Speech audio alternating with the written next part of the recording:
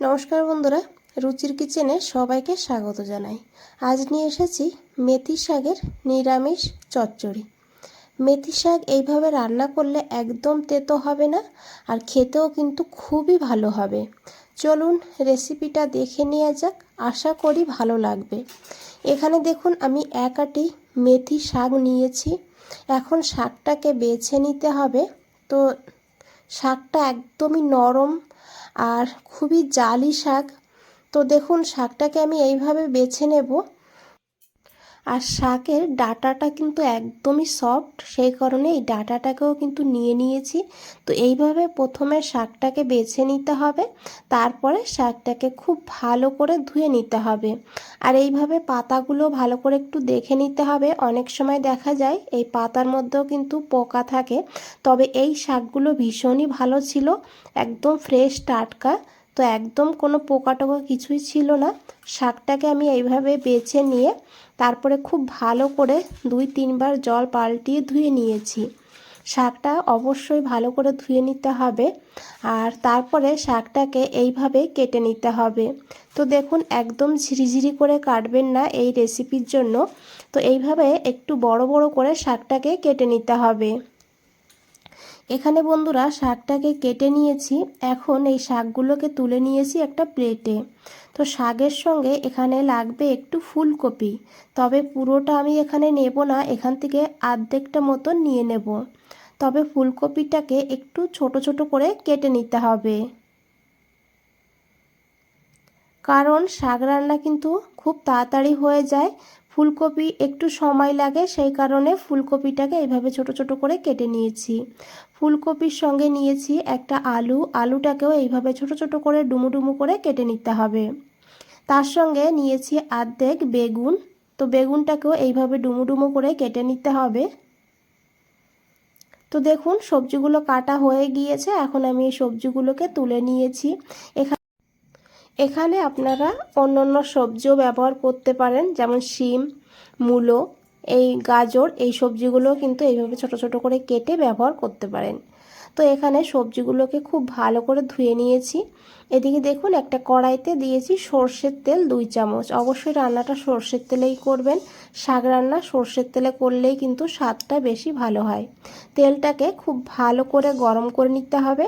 তারপরে দেখুন এখানে নিয়েছি আমি কিছু বড়ি, বিউলির ডালের বড়ি নিয়েছি। তবে বড়ির পরিমাণ আপনারা বাড়িয়ে কমিয়ে নিতে পারেন।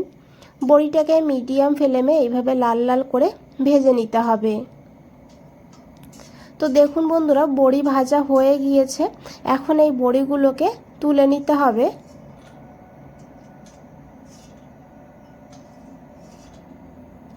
মিডিয়াম ফ্লেমে ভেজে নিলে বড়িতে কিন্তু একদমই তেল টানে না, আর লো ফ্লেমে ভেজে নিলে বড়িতে কিন্তু প্রচুর পরিমাণে তেল টেনে নেয়। আর সেই কারণে মিডিয়াম ফ্লেমেই কিন্তু বড়িগুলোকে ভেজে নিতে হবে। এখানে দেখুন এই তেলের মধ্যেই দিয়েছি কেটে রাখা বেগুন, দিয়েছি অল্প করে লবণ আর অল্প করে হলুদের গুঁড়ো। এখন বেগুনটাকে খুব ভালো করে ভেজে নিতে হবে। আর বন্ধুরা বেগুনটাকেও কিন্তু মিডিয়াম ফ্লেম করেই ভাজবেন, লো ফ্লেমে ভাজবেন না, তাহলে কিন্তু বেগুনের তেল টানবে। হাই ফ্লেমে ভাজলে বেগুনটা ভালো করে ভাজা হবে না, তাড়াতাড়ি করে কালো হয়ে যাবে। বেগুন ভাজা হয়ে গিয়েছে, এইভাবেই বেগুনটাকে ভেজে নেবেন। এখন এই বেগুনটাকে তুলে নিতে হবে, আর এই তেলের মধ্যেই দিয়ে দিতে হবে আলু আর ফুলকপি। আলু আর ফুলকপিটাকে একই সঙ্গে ভেজে নেব। দিয়েছি এখানে অল্প করে লবণ আর অল্প করে হলুদের গুঁড়ো। এখন ফুলকপি আর আলুটাকে ভালো করে ভেজে নিতে হবে, যেন এগুলো সিদ্ধ হয়ে যায় সেইভাবে। তো দেখুন কখনো গ্যাসের ফ্লেমটা মিডিয়াম, আবার কখনো গ্যাসের ফ্লেমটা লোতে রেখে এইভাবেই আলু ফুলকপিটাকে ভেজে নিতে হবে। তবে এখানে আমি ঢাকা দিয়ে ভাজবো, মাঝে মাঝে ঢাকা দিতে হবে, মাঝে মাঝে ঢাকনা খুলে একটু নাড়াচাড়া করে নিতে হবে। এতে খুব তাড়াতাড়ি করে ফুলকপি আলু ভাজা হয়ে যাবে, আর আবার কিন্তু সিদ্ধও হয়ে যাবে।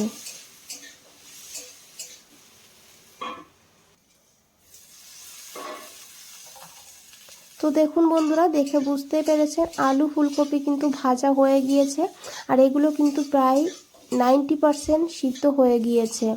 এখন এই ফুলকপি আর আলুটাকে তুলে নিতে হবে। এই কড়াইতে আমি আরও 1 চামচ সর্ষের তেল যোগ করেছি। তেলটা গরম হয়ে গেলে দিতে হবে এখানে অল্প করে একটু কালো জিরা। জিরাটাকে একটু ভেজে নিতে হবে। তারপরে এখানে দিতে হবে একটা শুকনো লঙ্কা।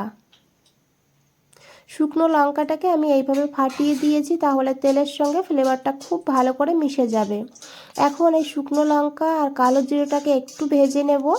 তারপরে এখানে দেব কাঁচা লঙ্কা। এখানে আমি 3টে চেরা কাঁচা লঙ্কা দিয়েছি। ঝাল আপনারা আপনাদের প্রয়োজন মতন নিয়ে নেবেন। ঝালটাকে কিন্তু খুব বেশি ভাজবো না, হালকা করে ভেজে নেব। তারপরে এখানে দিয়ে দিতে হবে শাকগুলো।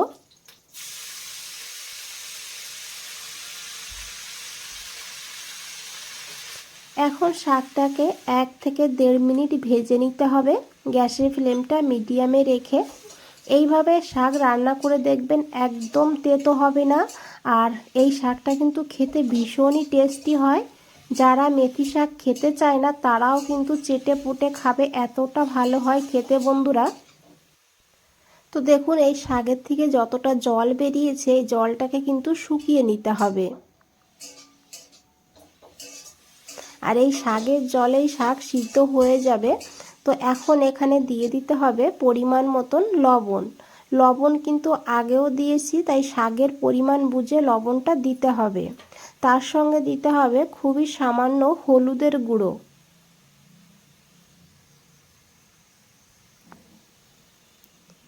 তার সঙ্গে অল্প করে একটু জিরের গুঁড়ো দিতে হবে, খুবই অল্প বন্ধুরা। দেখুন,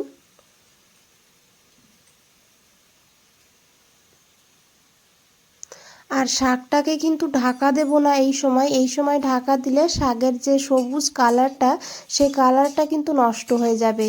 তাই ঢাকা ছাড়াই এইভাবে শাকটাকে 2 মিনিট ভেজে নেব। তো দেখুন, খুব ভালো করে শাকটা কিন্তু এখানে ভেজে নিয়েছি। এখন এখানে যোগ করে দিতে হবে ভেজে রাখা আলু আর ফুলকপি। এখন খুব ভালো করে শাকের সঙ্গে মিশিয়ে নিতে হবে।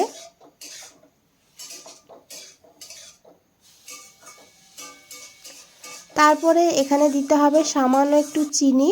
চিনিটা পুরোপুরি অপশনাল, আপনারা দিতে না চাইলে না দিয়েও রান্না করতে পারবেন, তবে দিলে খেতে ভালো হবে। যেহেতু নিরামিষ শাক তাই টেস্টটা খুব সুন্দরভাবে ব্যালেন্স হবে। তার সঙ্গে দিয়েছি ভেজে রাখা বড়ি। বড়িটা আমি কিছুটা ভেঙে দিয়েছি আর কিছুটা কিন্তু গোটাই দিয়েছি। এখন খুব ভালো করে মিশিয়ে নিতে হবে। আর এই রেসিপিতে বন্ধুরা বড়িটা কিন্তু একদম ঘেটে যাবে না, নরম হয়ে যাবে না, সেই কারণে বড়িটা পরে দিতে হবে। তো তারপরে দিয়েছি এখানে ভেজে রাখা বেগুন। বেগুনটাকে দিয়ে খুব ভালো করে মিশিয়ে নিয়েছি। এখন লো ফ্লেমে 2-3 মিনিট ঢাকা দিয়ে রান্না করে নিয়েছি। দেখুন, 2-3 মিনিট পর ঢাকনাটা খুলে নিয়েছি। কতটা লোভনীয় লাগছে! এটা কিন্তু খেতে অসাধারণ হয়। গরম ভাতে এই রেসিপি থাকলে আর কিচ্ছু দরকার হবে না। আর শুধু ভাত না, পাশাপাশি রুটি পরোটার সঙ্গেও খেতে দুর্দান্ত লাগে। তো দেখুন, আলু ফুলকপি খুব ভালোভাবে এখানে সুসিদ্ধ হয়ে গিয়েছে। আর কতটা লোভনীয় লাগছে বন্ধুরা, আশা করি দেখে বুঝতেই পেরেছেন। তো বন্ধুরা, আজ তাহলে এই পর্যন্তই। ফিরে আসছি নতুন কোনো রেসিপি নিয়ে।